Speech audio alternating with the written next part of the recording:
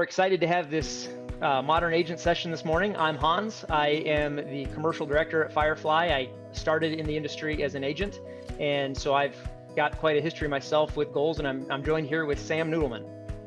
Yeah, hi, I'm with Firefly's marketing and sales development, so I help our agents with marketing, automations, technology, and personal lines and farm insurance. I also started as an agent, as a producer, so goal setting is definitely something that is right up my alley. Hans, why don't we go over what we're covering today? Absolutely, no, that sounds good. So first of all, thank you everybody for joining us. We're excited to talk about goals today. The purpose of Modern Agent is to focus on how we can, as the industry changes, how can we as agents continue to be easy to find, easy to buy from, and easy to work with. All right, so we're going to go ahead and change gears and talk about setting goals that get results. Now, I think that everyone should be able to get something out of this today, either a new way of thinking about how to set goals or evaluating your goals, or perhaps just energy in pursuing the goals that you've already set for yourself, right? And recommitting and doubling down on that. But even if somehow you've read all the books, you're already super motivated, you've already know everything we're talking about, there will be a chance at the end, if you stick with us to the end, you could perhaps win a headset, which is, by the way, this is Plantronics. It's what I use. I like it very much. It can hopefully help you be more efficient as you pursue those goals. So stick around and give yourself a shot to win that. Yeah, I've been using Plantronics for like 7 years. Love it. So excited for that. So you'll at the end we'll have a question that you'll answer in order to be entered into the giveaway. Now moving on, what we're covering today, we're going to go over activity goals versus production goals. What goals should you be setting? We actually have a tool that's going to help you to track your activity and your progress towards that goal, and it calculates those things for you. And then what do you do when your activity isn't helping you hit the goal? And you can see here below just images of some things we're previewing that we're going to be showing you later today in the session. This is, again, the tool that you can use, and this one's some data that we're tracking that you guys can track too. As we dive in, what I saw a lot of there was production goals. So a lot of people are talking about commercial production, personalized production, life production, year-to-date growth. So a lot of that's based on production. Our goals, right, are I want that nice house. I want that boat. I want that, brand new Ford Mustang. I want that $500,000 house. And we have these big production goals that we want to hit. Hans, anything to add there? Yeah, I would add too that the production mindset is also focused on by carriers, right? So a lot of times in our industry, you do find that people are going to be very premium driven and production driven, which is a very good top line goal, right? So to be clear, it's not a problem to have that as a top line goal because the production is what allows you to buy those things. But a lot of times that's the goal that gets fixated on most often. Yeah, and you're right. A lot of it is based on carriers, and the problem becomes is like our goals are our production goals, but how do you get there? How does setting one goal, the goal of I need to write say 50,000 this month, get you to 50,000? So just planning to write more policies isn't necessarily going to get you there, as you won't be able to write more policies without identifying what activity is going to get you in front of more prospects. And so sometimes, Hans, we confuse being busy, right, with being productive. I think Roger Sitkins talks a bit about this, right? That's exactly right. And so, by the way, I apologize for the typo. That I had updated this. It's supposed to say sometimes agents or sometimes we confuse being busy with being productive. But if you're familiar with Roger Sitkins, or if you're not familiar with him, I should say, he runs the Sitkins 100. He is an insurance consultant who is frequently published in Rough Notes. And thank you, Sam, for fixing that. There you go. So that's much better, much better. But he has several articles that I've read from him where he talks about people who are salespeople who they'll run around the office and talk about how busy they are, and his whole point is you don't want to focus on being busy. You really want to focus on being productive. Matter of fact, he says don't celebrate being busy because oftentimes being busy is keeping you from being productive. So what we're going to talk about today, or one of the things we're really going to focus on, is how do you focus on activities and set goals around activities that will actually help you to be productive and hit that production goal rather than just trying to be busy. And one example I'll give, by the way, of this, just a real quick one, is we had a team member years ago who would were like when I was a health insurance agent, and she would laminate people's health insurance ID cards, and it was like, well, that's nice, and I think people appreciate that, but it keeps you busy is not necessarily the kind of thing that is going to help you grow and hit your own personal goals. Sam, anything you want to add to that? No, I'll just say I've had tons of conversations with agents, and a lot of them about this goal. They end up being this production based goals. You know, it's the conversation goes. So what are your goals for the month? I want to write $40,000 in premium. Awesome. So what goals have you set to get you there? What do you mean? My goal is to write 40,000 in premium. So last month you wrote 10,000 in premium. What are you going to do differently this month to get to that 40,000? Write more policies. And while that is the reality, right? We have to write more policies to go from 10,000 to 40,000. That goal isn't necessarily the one that's going to get you to that 40,000. And I guess that leads into the next point here, which is that it looks like the reality is your activity goals are what gets you to your production goals. So how might setting activity goals enable you to hit those production goals? And I saw some people already have activity goals and posted those in the comments. Some people brought more prospects, more contacts. Those are exact things that are activity goals. Today, we're going to work backwards from production to see what goals you really need to be focusing on. Hans, I think you were talking about backwards planning, right? That's exactly, yes, exactly. So if you Google backwards planning, you will get a ton of responses about, how you start with for example, the Mustang in mind, or the house in mind, or the boat, or whatever it is in mind, and say, okay, how much production do you need to have? How many dollars does it take to get that item? How much production does it take to get that many dollars? How much, and then from there you go backwards to the point they say, okay, what is your daily task? So for example, when I was an agent, it would start like something from, okay, how many dollars do I need? How much premium does that take? And in order to get that premium, how many accounts do I need? In order to get that many accounts, how many appointments do I need? And kind of going backwards. So here's what's interesting about activity goals if they're well done. And this is hopefully the kind of thing that can create excitement for you in getting up and being excited to tackle a day of work, is that if you know your numbers and you know that the activity you're engaged in is going to lead to production, things that can be drudgery, it could be cold calling, it could be face-to-faces for a BNI group, it could be your social media marketing, whatever it is that feels like work right now.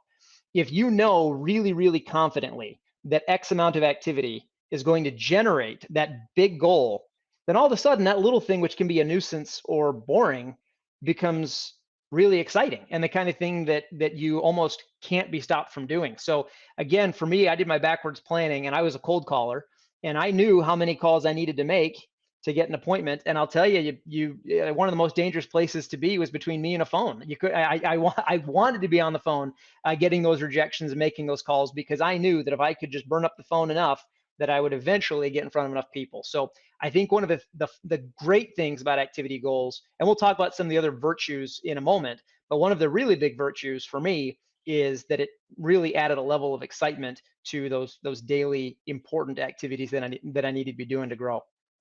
Yeah, and I would add for that, for anyone who has been in this industry for a long enough time, you know that it's all a numbers game. Every time the numbers always play out. If you do X amount of quotes or X amount of calls, you'll get X amount of contacts, which lead to X amount of quotes, which will lead to X amount of sales. And it plays out. So if you can know that 100 phone calls is going to generate you 10 sales, you can be excited about making those 100 phone calls. That's right. And those 90 no's or those 90 missed, it just rang out, went to voicemail, no problem, right? You're just excited to get on the horn to get on the next one. Exactly. So when we look at this, that kind of leads into setting your activity goals. And we'll start by talking about contacts and quotes. So depending upon your agency structure and marketing efforts, obviously some of your activity goals are going to be different. But every agency boiled down to is going to have contacts and quotes. You have to contact people in order to sell policies, and you have to run quotes in order to do that.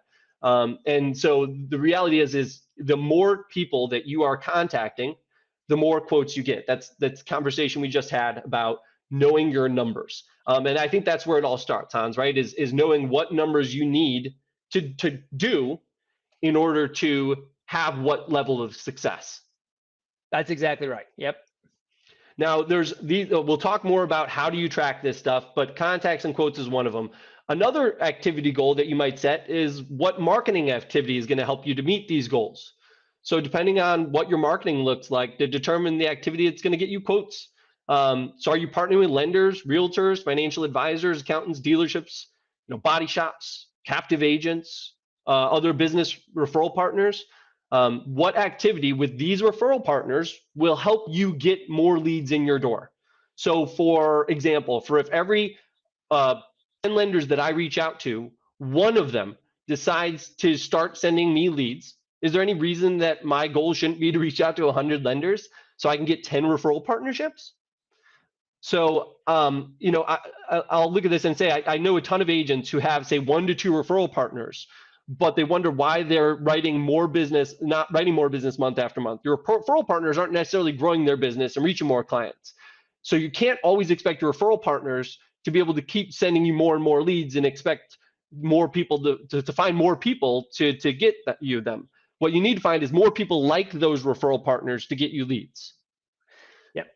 And by the way, I would emphasize here as well that there are a lot of important steps that you have as an agent to writing business, right? So like, for example, one of them is going to be running quotes. So you could feel really busy running quotes. That's good, but you also have to acknowledge that if you're doing quotes, that you're not necessarily filling the pipeline. So it's the activity goals should really be based around the things that are going to keep the pipeline full, the things that are going to keep you quoting. So if it's one of those days where you say, hey, great news, I got 8 quotes today, or 8 households that asked for a quote, that's awesome. But did you have time to make sure the pipeline's full so you got 8 coming in again tomorrow or the day after, right? So that's where you really want to keep track of what activities you're doing so that you don't go through that cycle where it's like, oh, I've got a ton of prospects, and then it cooled down. And that's what happens is when people get away from those productive activities, they get into the hills and valleys of quote activity. And that's a lot of times what happens. You end up doing an activity, you end up generating, say, 20 prospects to do quotes. You're running those quotes, you're working that, and then you forget like the next week to continue doing that activity. The first January you do the 20 quotes, and then you've got a week or 2 of lull while you're having to do it again. If you can set that activity that I'm going to do this every week, every 2 weeks, every whatever that goal looks like, and how much time you're going to spend on it, you can then not have those, as we're talking about, lull periods.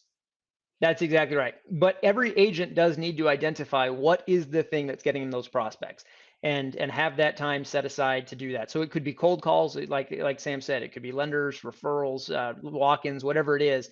You want to make sure you've got that, you know what your numbers are from there. So and incidentally, that would be the real key takeaway I think on this slide is, regardless of what your manner of contacting people is, you want to know very, very well what activity leads to the quotes, right? So what is the equation, so that again, as you're getting 10 no's, you say, this is great because I know on the 11th I'm going to get that yes, which is going to lead down the line to that production. So whatever your marketing strategy is, you really should try to boil it back to say, how many X activities gets me this end result, so that you can focus on that daily.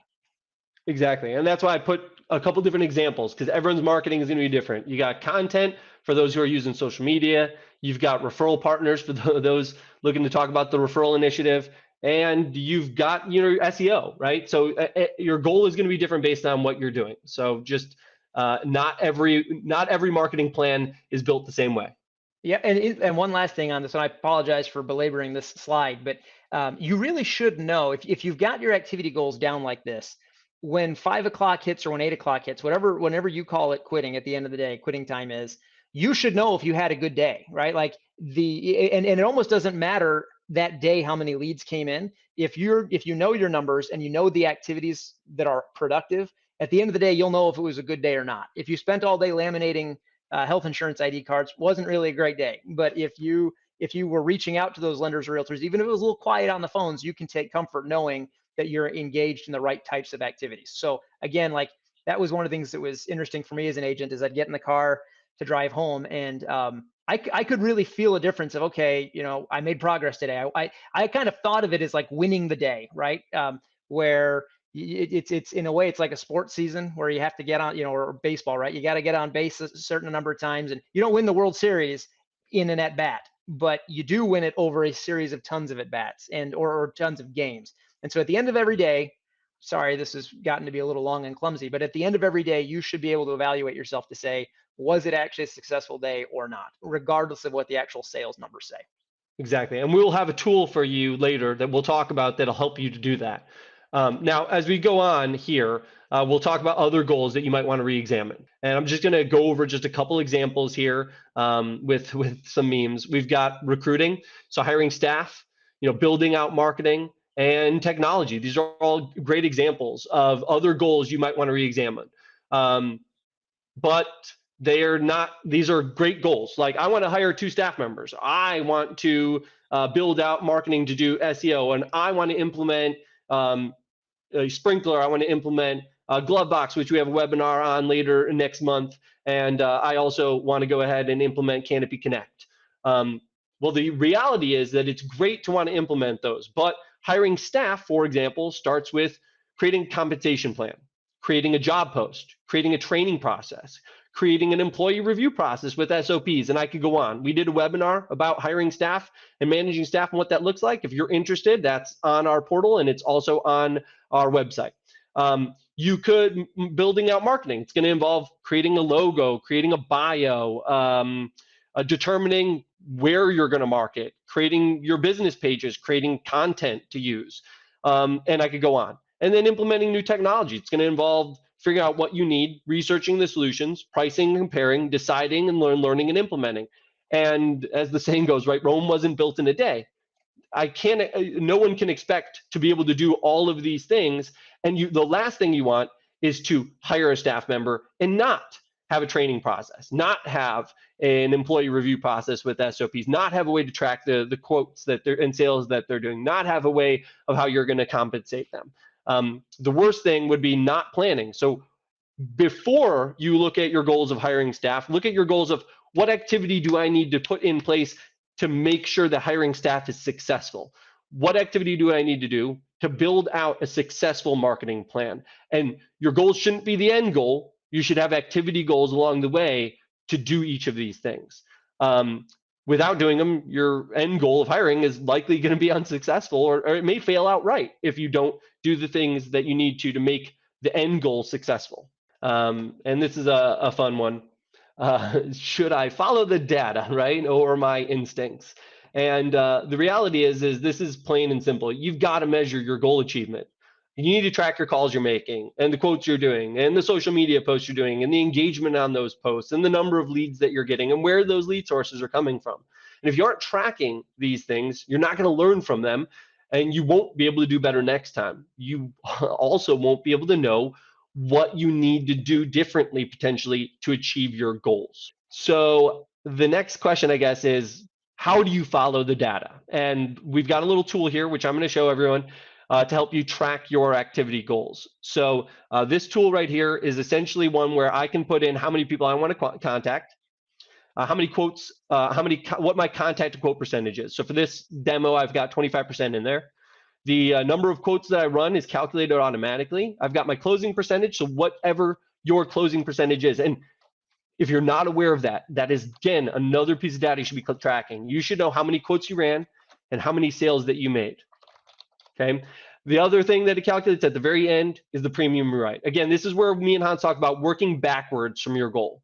Okay. And the nice thing about this tracker here is I could go into it as an example, and I am going to go ahead and change a data point. So I'm going to make this, let's say I want to make more sales. I know that I need to write more premium than 37,500.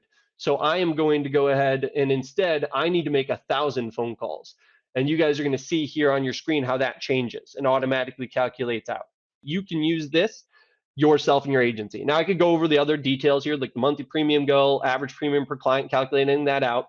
And we can see that if my monthly premium goal, for example, is 60, right now 50,000, right? We've got what that result's going to be. Let's say that my monthly premium goal is 60,000 and my average premium per client is actually different. And let's say my average premium per client, I'm in Ohio, for example, so let's do 1,400. My closing percentage is still 2,500. I need to run then, if we look at 168 quotes in order to reach my numbers. So this can help you to determine what you need to do, what activity you need to do to hit those goals. And actually, what I would add to this couple things is it also can give you an idea of different areas where you can try to improve. So, like your close percent, right? Maybe your close ratio could come up, and so one of the things you might do there would be to read some books on sales to say, okay, how can I be more effective when I get quoting opportunities? The other thing that is really nice about this tool is that you should pretty easily be able to change the fields. So, like for how many people I contact, again, this could be drop-ins, realtors, whatever it is. So you can track it based on what you can track it based on the type of activity that you're doing. Again, so lenders, drop-ins, whatever. Sam, did I say that, or is that too? Did I say that? Was that clear, or was that too clumsy? You think, as far as No, what I'm no, trying you to say you there? you totally covered it. Yeah, the reality is that any the formula is there, right? Two real quick things. So Nikki asked any books that we would suggest. There are a lot of books that I've enjoyed. I would say probably the most impactful for me on phone sales in particular is Steve Schiffman's Telesales, and it focuses on two components. First, the prospecting side, which not as many people cold call as they used to for various reasons, like the do not call list. Bill, I saw you made a note to say, hey, you might want to talk about the DNC list. Don't Cold calling individuals is kind of a scary proposition because there are some pretty steep fines for calling people that are on that list. So when I cold called, by the way, it was to businesses, so I didn't have to worry about the list the same way. But Steve Schiffman's Telesales is absolutely fantastic for kind of walking through objections, and it was just, for me, that was a really key book as I did a lot of phone sales. What about you, Sam? Any in No, I particular was stand gonna. out? I agree. The DNC list, obviously, that's something to be concerned about. It's really inexpensive if you want to run a DNC scrubber. If you have a large lead list, so I would definitely suggest anyone who wants to do that. Same thing with text messaging, right? Unless you are getting signed opt-in, you don't want to randomly text clients either. But as Han said, he's cold calling businesses. That's going to be different. There's other ways too to generate those leads, generate those phone numbers, and make those phone calls. So if that's something that you have questions about, particularly if you're with Firefly, don't hesitate to reach out to me. I'd be happy to discuss marketing with you to generate some more of that activity that you need to get those quotes and get those sales. On the books, by the way, Nikki, just another one. Ben actually just finished one called Fanatical Prospecting, and that would probably apply more to people who are having inbound leads, right? So if you actually have, whether it's a referral source or there are people out there that can make purchasing leads work. For something like that where you have inbound leads, Fanatical Prospecting. Boy, that was a Midwest accent there, right? With the Fanatical. But that Fanatical Prospecting, that might be one that would be worth checking out as well. Ben was really saying a lot of great things about it. I haven't read that one yet, but he just wrapped that one up. Awesome. Thanks for sharing that, Hans. You're All right, so welcome, if man. we move on here, let me go ahead and just do our screen share again, and we'll jump into the next slide here. And this one is just kind of an example we wanted to show of what Firefly is doing in terms of the data that we're tracking and how we're using that data, right? So if you look here, this is just one of our examples. We utilize Power BI, and we've got this is our, I guess, branch dashboard, as you call it. We've blocked out some information, right? So we're not going to be sharing private data from some of the agents. But if you look here, this is one of our branches. We've blocked out the name. In this white column here, you'd see you'll actually be able to see the branch agents. So you can break this down by individual agent within the branch as well.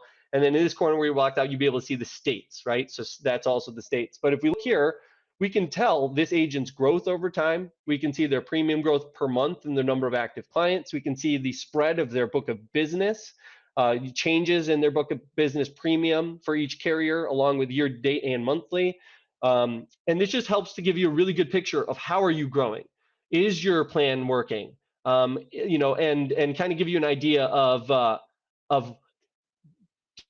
what's your plan?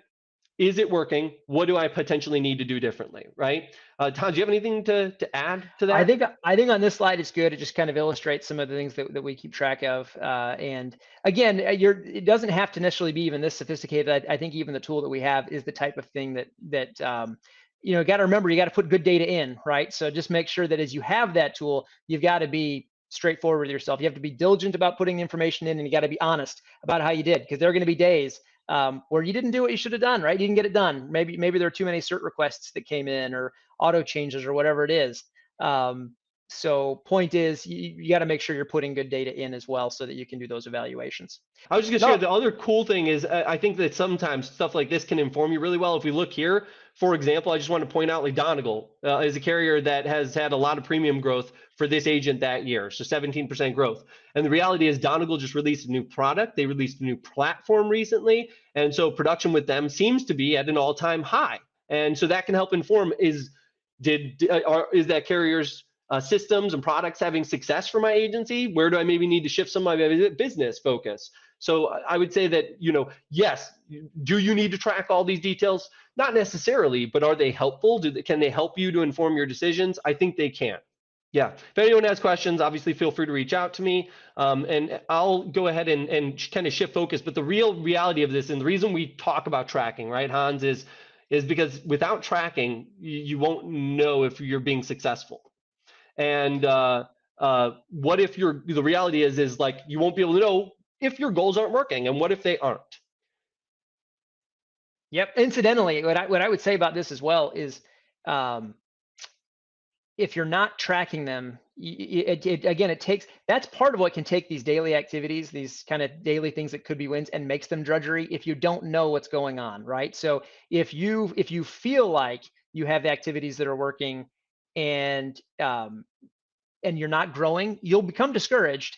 And so it's one of those where you say you need to put the data in so you can identify what the shortcoming is, right? Maybe you didn't, maybe your N is off, right? So what I mean by that is maybe you need more activity than you thought to hit the production, right? Maybe you need more lenders or realtors, or maybe you need to buy more leads, or you need to do more drop-ins or more networking groups. So that, but in order to identify where it's falling short, you need to be able to track that data. And again, if you don't, it will be very discouraging when your goals aren't being met. So I think this is just a clever slide that illustrates you need to be prepared to pivot when you're looking at those numbers to say, okay, what is the shortcoming, and how can I address that? Which actually does transition, I think, really nicely into the next slide if we're ready for it, Sam. So Hans made a really great point about Steve Schiffman. You talked about him earlier. And he makes a really good point. Do you want to share a little bit about that? Yeah. So right in the early going of the book, one of the things he mentions is that you should have goals that are no more than 90 days out, because that allows you to have time to reevaluate and recalibrate your goals, right? So, for example, let's say you're using that tool for everybody that requested it. You want to have goals that are close enough that you can see if you're on the right trajectory or not, so that you can, as Good to Great would say, right? Good to Great talks about confronting the brutal facts, but having an optimism that you can overcome in the end. So that tool should help you to evaluate, or even if you have your own tool, right? But the idea of tracking your numbers should, and having goals that are close, should give you an idea if the activity, of what needs to be adjusted, right? So maybe you need to have more contacts, maybe you need to increase your close ratio, whatever it is, that you can identify what the shortcoming is, and confront the brutal facts of you need to do more marketing, you need to improve your sales, whatever that is. So again, you want to keep them short so that you can confront the brutal facts regularly, and so that you can recalibrate and reevaluate. Because by the way, maybe as you make changes, your numbers improve substantially, right? And you say, hey, now you can increase your production goal, and now you should be shooting for even more than you were shooting before. Or hey, you're not on track, and what types of things, what can you be fiddling with and adjusting to get yourself back going the right direction? Yeah, and as the slide says, is right, don't change your goals, change your plans. Exactly. And so, like, if you change your goals, then you're gonna avoid that brutal fact. So, and by the way, goals, and in this case, of course, when we say don't change your goals, we mean don't change your production goal. Go ahead and leave those lofty, the Mustang, the house, whatever. Leave those ones in place. Change the, you should change the plan, which is that activity goal, just to make sure that we're not confusing people with the interchangeable language there. I agree with you 100%. Yeah, you should always leave that end goal. It's just change the goals the activity goals to get you there. Ask yourself these questions. Why can't I accomplish my goal, and what part of my plan aren't letting me achieve my aims? We put in a little Calvin Hobbes slide in there, right? Because it's the Calvin, for those of you who read it, he's always thought he was perfect just the way he was, right? And we all have to sometimes accept that sometimes our plans and our processes aren't working. We need to be able to pivot. So let's take a look here at the next slide. This is just kind of a recap of everything we discussed. Remember to keep your production goal again, but set activity goals to reach them. If you want 60,000, great. Just change the activity goals that are going to get you there. Measure your activity and your results. Then use your data to inform your future decisions. And again, make sure you pivot when you need to. Hans, anything to add before I Nope, I think that's, the next slide? I like to think we've hit that note enough times at this point. Yeah, I agree. And there's one last piece of advice I'll leave you with. And just remember that don't let obstacles stop you. So that was a great one. I don't think you should let an obstacle stop you, although I would let a child stop you. Yeah. So again, appreciate everyone being here. It doesn't look like we have any questions. If you do want to reach out to me, again, sam@fireflyagency.com. Feel free to reach out, and I'd be happy to schedule a meeting with you. Again, thank you all for being here. Appreciate your time, and I'll be ending the meeting now. All right, game time, everybody. Let's go. Take care.